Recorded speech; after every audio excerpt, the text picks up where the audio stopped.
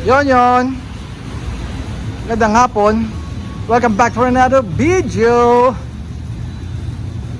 So syempre invite mo na kayo sir ha. Please do subscribe to our YouTube channel, TRD Parts. Pag-subscribe and hit na rin na notification bell. Yan, papakita natin sa inyo yung YouTube page natin o YouTube channel natin. And also dun din sa ating Facebook page. Yan, pakita ko rin sa inyo. Please like na lang. And pwede kayo mag-send ng message dyan sir ha, sa mga inquiry nyo. Then may number tayo dyan sa upper right ng screen nyo, 0917-888-1133. Okay, and here we go. My name is Mike. And medyo excited tayo ngayong installation na gagawin natin. Okay, so meron tayo ditong 2021. Actually ano daw to sir converted lang sa GR.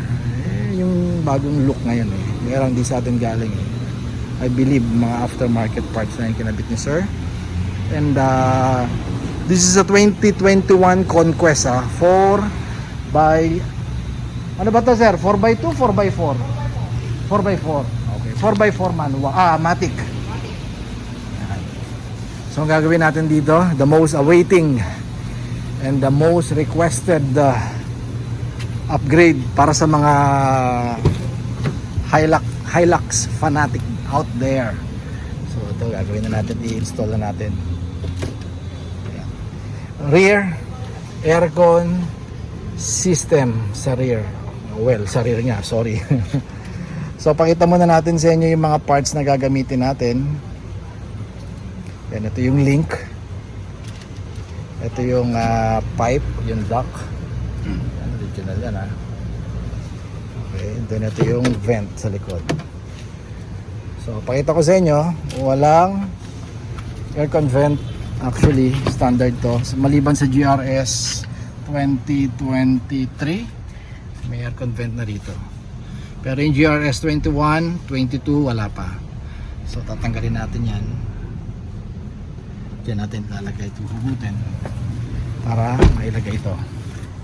Then yung system sa ilalim ng center panel. Okay, so bakas muna kami, balik ako.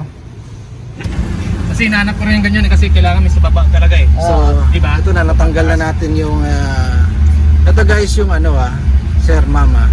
Ito yung pinakatakip nung pinaka parang box nung aircon.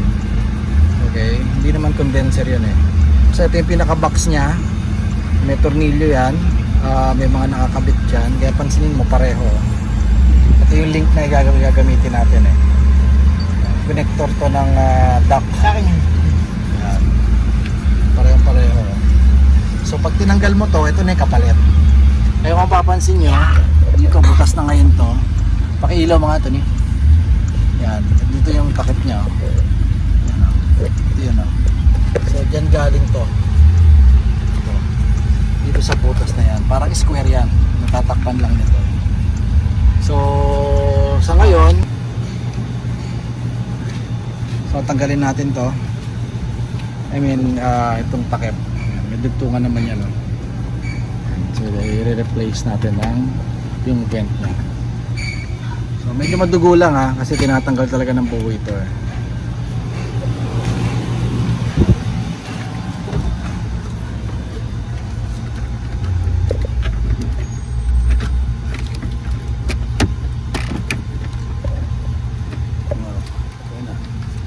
Yan. So ganyan siya.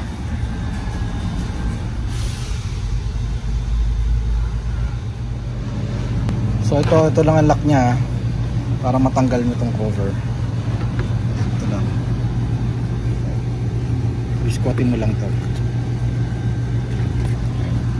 Tapos hatak na yan. Then tsaka na natin ilalagay ngayon to. So ito naman manggagaling yung hangin niya connected dun sa duct sa ilalim.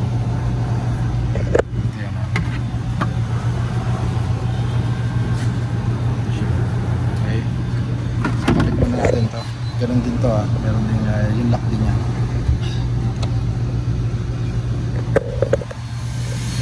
Nakabit na natin.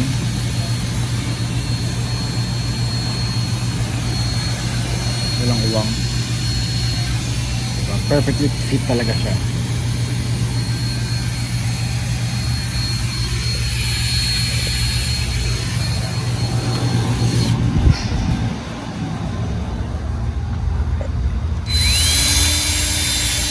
Yun, nilalagyan lang natin ng although may lumalabas ng hangin doon, pero as per supplier siyempre natin, kailangan daw natin butasin yung paglalabasan pa ng mas malakas na hangin.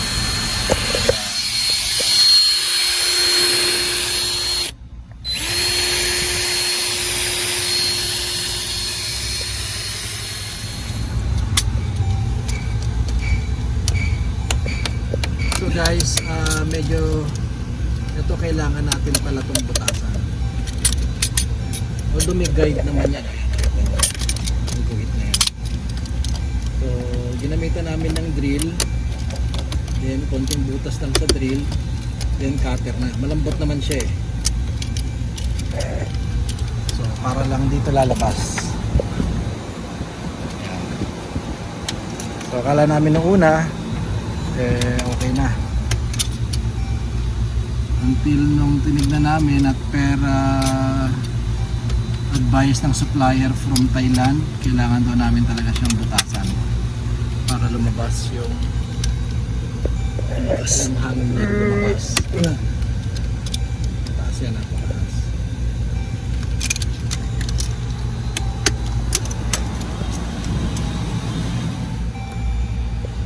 So yun, so may kabit na natin. Pagkakas natin. Kita yung butas dyan. Tanggalin mo yan, tanggalin mo. Nililot. Ay, may ano lang. Sige. So buong butas na siya, no? Dalawa. Ang kabila. Kita mo? Kita niya? Yan, kita. Ayun. So butas na siya. So yan na yun. Ito na yung link natin. Okay, so dito natin patatakbuhin ngayon yung dock. Punta sa kita.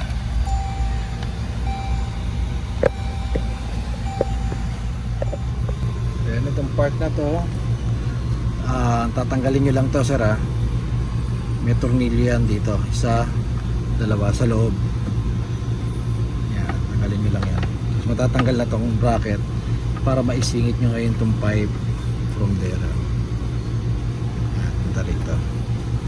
Kasi dapat nasa baba. Akala din namin nasa ibabaw eh. So, sa baba pala.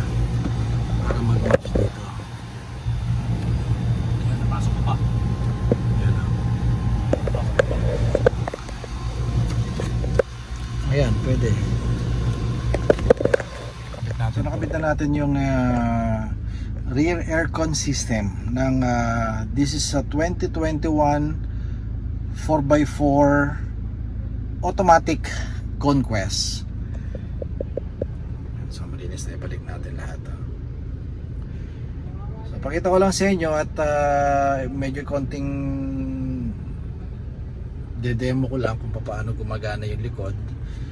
Well, basically, pagka sa atin naman din natin ginagamit yung aircon sa ilalim, di ba? Yan, tulad nito. So, nagbukas tayo. Yan, usually aircon natin dito lang, di ba? Yung arrow forward lang. So, kahit ganyan siya, may lumalabas pa rin naman ng lamig or hangin from harap papunta rito sa likod. Yan, may hangin pa din siya. Hindi nga lang ganun kalakas, pero enough na. Okay, yan, tulad ngayon, enough na. Nakasandal ako ngayon dito sa likod, tumatama naman sa mukha ko. Okay, kung gusto niyo na mas malakas, click ko lang to. Yan, yung arrow down na yan. Yan, mas malakas. Yan, mas malakas ngayon dito. Okay. So install.